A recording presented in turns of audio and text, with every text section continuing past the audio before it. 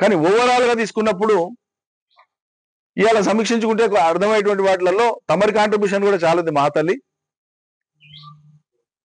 నువ్వు ఆర్భాటం కోసం ఎచ్చుల కోసం పోయి టీవీలో కూర్చొని టీవీ 9లో కూర్చొని 20 లక్షల గడియారం పెట్టుకున్నాను మళ్ళీ దాన్ని సమర్థించుకొని చెప్పిన ఆ ఒక్క మాట తెలంగాణలో 20 లక్షల మంది మహిళలు బీఆర్ఎస్ కు వ్యతిరేకంగా ఓటేయడానికి కారణమైంది.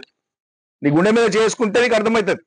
వాస్తవాలు అంగీకరించడానికి కూడా శక్తి ఉండాలి, ధైర్యం ఉండాలి. పొరపాటును అంగీకరించడానికి కూడా ధైర్యం ఉండాలి.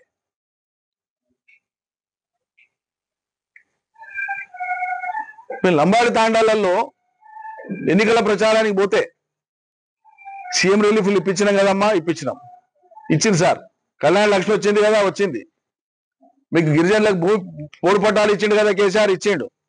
గ్రామ పంచాయతీలు అయినా కదా అయినాయి. మళ్ళీ ఇన్నైనాక ఎట్లేరమ్మా వేయాలి కదా అని దండం పెడితే మహిళలు, లంబాడి మహిళలు మా ముఖం మీద అన్నమాట ఇలా చెప్తున్నమ్మా కవిత, తెలంగాణ సమాజం సిగ్గుతో తలదించుకునేటువంటి పని నువ్వు చేసింది. లంబాడ మహిళలు అన్నారు మా మొహం పట్టుకొని, ఏం సార్ కేసీఆర్ బిడ్డ సరాయి అమ్మొచ్చు కానీ మేము అమ్మకూడదా?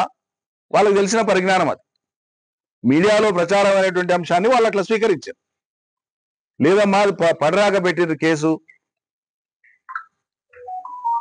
మేమేదో ఉపాధి కోసం అయితే సరాయి చేసుకుంటే మమ్మల్ని జైలుకు పంపించారు అని ఆక్రోశం వెళ్ళగక్కుతున్నారు. వాళ్ళు వెళ్ళగక్కి మళ్ళీ ఈ సరాయి వ్యాపారం మీ కేసీఆర్ బిడ్డ చేయొచ్చు అని అడిగారు. నన్ను అడిగారు. మా నాయకులందరూ ఉన్నారు ఎప్పటి తాండాలలో.